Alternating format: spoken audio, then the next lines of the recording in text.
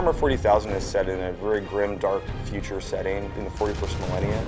Basically, mankind is surrounded by this immense alien horde that's bent on its utter destruction. It has all the elements of really traditional fantasy, like orcs and that kind of stuff, but it's set far in the future where they all have guns.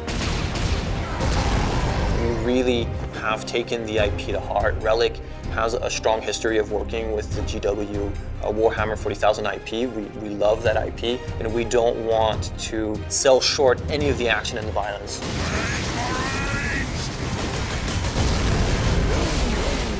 In our game, you're sent down to one small planet that's an industrialized world designed to manufacture weapons of war. The orcs are there to get their hands on the warlord class Titan. Titans are gargantuan beasts of metal, bristling with weapons that could level whole cities. And if the orcs can get their hands on these weapons, they could ravage countless worlds, and they would be a true threat to the Imperium.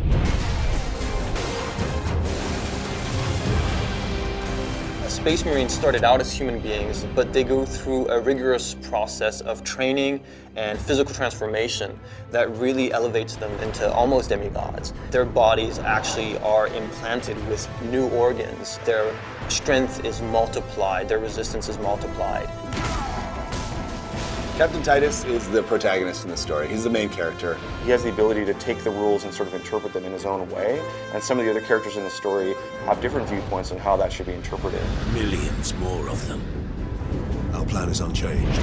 The main threat in Space Marine are the orcs. They are a brutal, animalistic, barbaric race of beings. Orcs is just one of the many races found in the fiction, and it's the one that we felt best complemented the Space Marines. Space Marines are very serious, very controlled. The orcs are sort of messy, vicious, violent, so it adds a nice contrast. We have some which are like shamans. They have magical powers. We also have Gretchen.